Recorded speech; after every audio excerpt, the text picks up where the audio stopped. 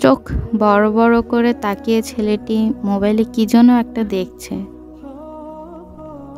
অন্ধকার, ঘাড় ও আবছা কানে ইয়ারফোন। দেখছে জিনার দৃশ্য, স্বাদ নিচ্ছে তার চোখ। বড় বড় করে তাকিয়ে আছে ছেলেটি, দেখছে গোপনে নিকৃষ্ট দৃশ্যগুলি। নিস্তব্ধ রাত, 11:20। নেকেড দেখছে, বা অবৈধ কোনো নারীর সাথে জিনার আলাপ করছে নিভৃতে। কত স্বাদ গুনাহ করতে। হঠাৎ আচমকা শরীরটা ঝাঁকুনি দিয়ে উঠল। ছেলেটির মনে হলো কে যেন ঢুকেছে রুমে, কিন্তু রুমের দরজা তো আটকানো। কি ব্যাপার? কে ঢুকলো রুমে অন্ধকারে? হঠাৎ শরীরটা শিউরে উঠল। অজানা কেমন একটা শব্দ কানে বাজল।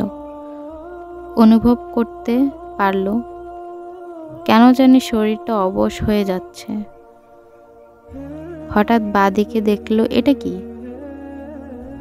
ওমা, কে এটা? বিশাল বড় কে? আমার পাশে দাঁড়িয়ে আছে।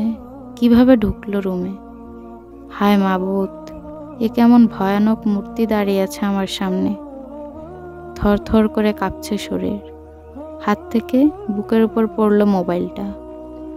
মোবাইলটা বুকের উপর থেকে পিছলে ছেলেটির গায়ের পাশে গিয়ে পড়ল। কিন্তু চলছে উলঙ্গ নারী পুরুষের জিনার ভিডিও। হয়তো মৃত্যুর ডাক পড়ে গেল তার। সে দেখছে মালাকুল মউতকে, দাঁড়িয়ে আছে মৃত্যুদূত। একটু আগে দেহটা ছিল অনেক গরম, কিন্তু মুহূর্তে ঝিম মেরে ঠান্ডা হয়ে গেছে। মৃত্যু আজ তার সামনে।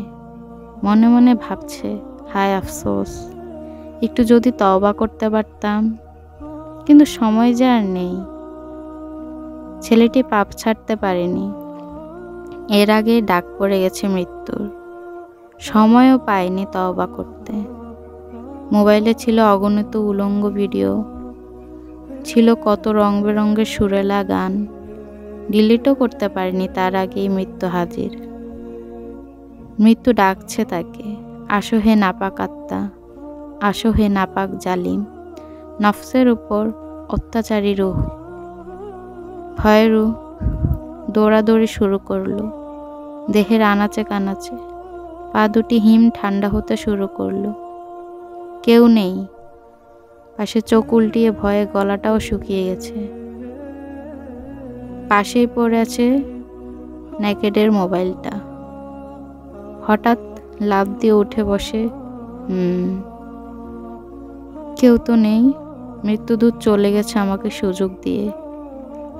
তাই সময় থাকতে মোবাইলটা হাতে নিয়ে যা অশ্লীল কিছু আছে সব ডিলিট করুন।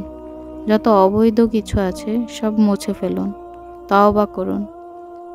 আমাদের রব পরম দয়ালু, তাই নিরাশ হবেন না। নিশ্চয়ই আল্লাহ ক্ষমাশীল। সংগৃহীত।